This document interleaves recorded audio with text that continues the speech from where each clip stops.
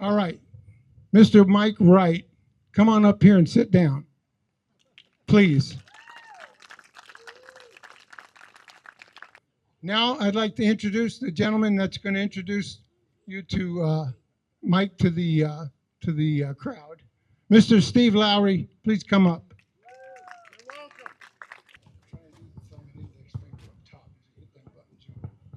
Thank you for the directions on how to use a microphone, Jim Tigret. So utterly helpful is Jim. In fact, Jim's known as Jim Wanna Fight Guy Tigret. When they were building the field here, Jim wanted to put heavy bags in the dugouts and just to get the aggression out for all of us. But we're not here tonight for any other reason, or at least I'm not. And everyone told me that I was to wear my Hall of Fame jacket because everyone was going to be wearing their Hall of Fame stuff. But I didn't get the memo, apparently, Mike. I haven't seen this many white shirts and patches and hats since I attended a Klan meeting back in the 80s. How's that, Mike? Let me tell you about the phone call I received from Mike Wright, who I haven't heard from in years. Mike told me, I can't think of anyone else that I'd want to introduce me to the Baseball Hall of Fame than you, Lau. To say I was surprised and pleased, well, I was more surprised than anything, just the fact that Mike knew my phone number. But after he asked me, he told me about the speech that he wanted me to give him tonight. So he said, whatever you do, try not to sound intelligent and try not to be too charming. Just be yourself. And I don't know exactly what he meant by that, but what I'm going to try to do is the best job to really articulate who Mike is and how he got to the Hall of Fame. Because Mike is not known as the great communicator that you think he might be. In fact, Mike has the communication skills of an alarm clock, truthfully speaking. And Mike has been the ambassador to the River Dogs. What year did the River Dogs start, Mike? 1993. I don't know what anybody else was doing, but Mike was out looking for River Dogs stuff. And how he came out with the name River Dogs, I have no idea. My vote was for River Cats, which later another team took on. They play in West Sacramento. I'm more of a cat fan than a dog. In fact, Mike's dog's favorite bone happened to be in my arm that day that we voted. But Mike since then has had the same uniform basically since 1993 because he isn't one to give up on a garment. But also he wears the same glasses that he's had since Kent Tekulve wore them back in 1979. He likes things on a constant. But in fact, Mike has played baseball so long that his first teammate was shoeless Joe Jackson, to my memory. But he's been in the MSBL for a very long time now. And as a player, you probably know him because Mike, typically his reputation is that, well, he's tougher than a $3 steak, it's been said, on the pitcher's mound. And his face, the war face he makes right there on that pitcher's mound, could make an onion cry. Look at it, just that smile. And it was the first time I ever played with Mike. It took Mike half a season to say the first thing to me. He ignored me for the most part because he doesn't like to speak too much to rookies, as he said. But I made an error at first base while he was pitching, and he ran over to me. And he said, I don't hate you, but if you were drowning, I'd give you a high five.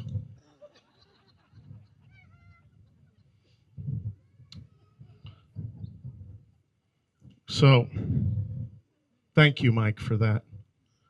I've always wanted to thank you. You know, the River Dogs as a team, too. Mike really did his diligence. As you could see, scattered about a couple of River Dogs. I know the last River Dog team I played on, unbelievably, had 2 lawyers on it and 7 felons. So Mike really does a great job managing the team. And for some reason, the team has its ups and downs. One year, you'll note, they win the championship. The next year, they're in last place. The next year, another championship. Next year, last place. Never in the middle. Matter of fact, the team has more ups and downs than River Dog manager Russ Campbell on a 7-day vacation with only 3 Viagra pills.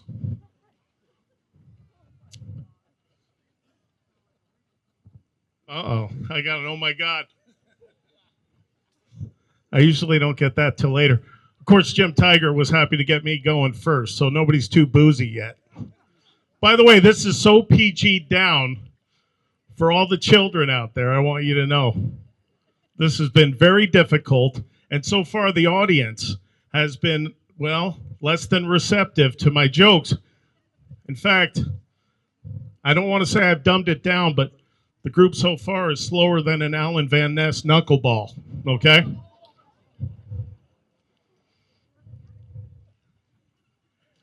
Speaking of baseball prowess, Mike is a lifetime 400 hitter, but known for his pitching exploits. In fact, Mike he threw, I don't know what you're doing now, honestly, but he threw a fastball and off-speed pitches. So I played originally with Mike when I was 25 and didn't play again with him till I was in my 50s. Time had changed a little bit. So I grabbed Crash, our catcher, and I said, does Mike still throw a fastball and his off-speed stuff? And Crash said, well, it's not so fast anymore, is the bad news. But the good news, it's straight and down the middle. So he has that going for him. And most of Mike's pitches, it's 60 feet, 6 inches. He throws 58 feet. So he's been very successful with his off-speed stuff. That's what starts to happen, Mike. You're making children cry and old people remember why they're here in the first place. Mike's been playing so long, you know, I said I hadn't played with him in over 25 years. And it was interesting putting on the old River Dog uniform, coming right here, going in the dugout. And there's Mike sitting there with Steve Webb, old Webby, his old buddy. And they're looking at each other, and I'm thinking, there they are, still doing what they're doing. And Webby says, you getting any? To Mike. And I'm thinking, God, times haven't changed in 25 years. But little did I know they were talking about if they got a nap in before the game. What I really want to highlight for Mike Wright is Mrs. Wright, the real hero of the world. Can we get some applause for Mrs. Wright, his darling wife? How long have you been married, Mike? Oh, gosh. It took him a little while, but he remembers 45 years ago. Oh, sorry, I screwed up. That's the microphone. Jim, the microphone screwed that up. Sorry, Mike. Well, she's been a big support of Mike and his baseball career. You've been darling. You coming out to all of his games. In fact, their first date was a baseball game. Did you guys know that? 47 years ago. It was great. Mike said he took her out to a baseball game, and he said, I have a little side game for you. Okay? I'll kiss you on every strike, and you kiss me on the balls. Isn't that great?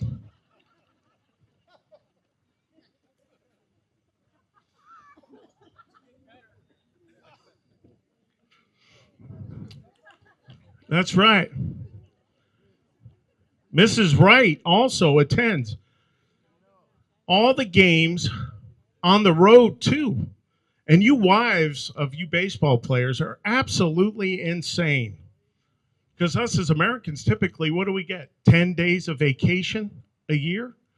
And then these salespeople try to sell you on going to Arizona to win the big ring. And there comes the wives. And usually there's Mrs. Wright in the stands with whoever Mike Pankow's dating.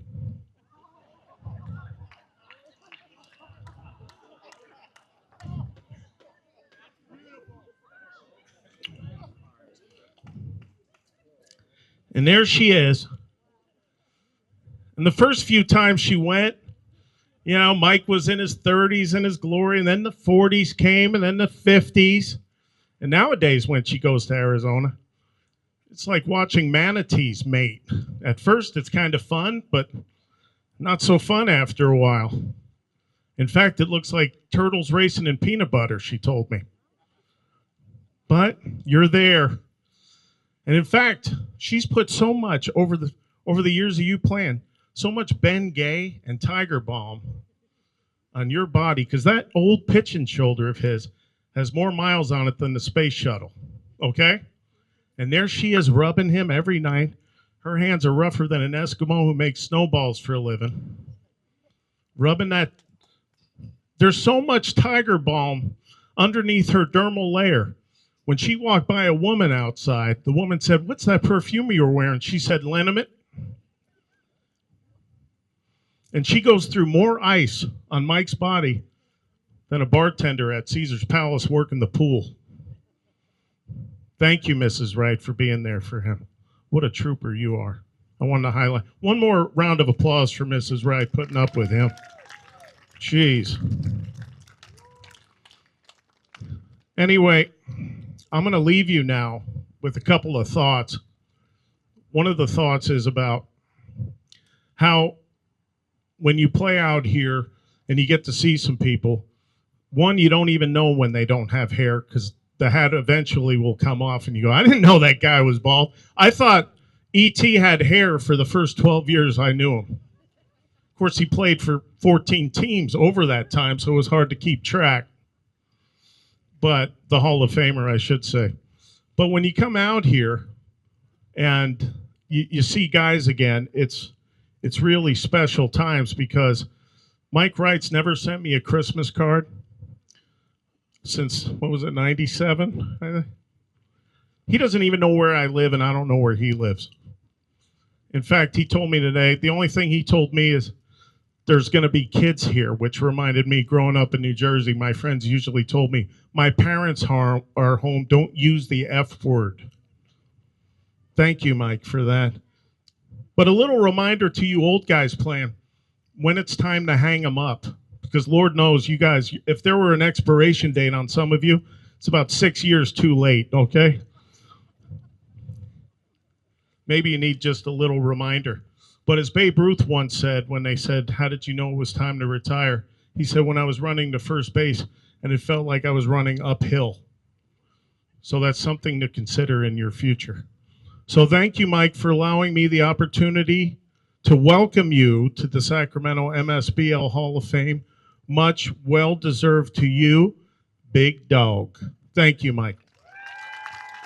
Excellent. Stay here. Have a seat because we're going to take yours and Mike's picture after. Oh. How about a round of applause for Mr. Steve Lowry? We're going to work out a contract with Steve for 2025.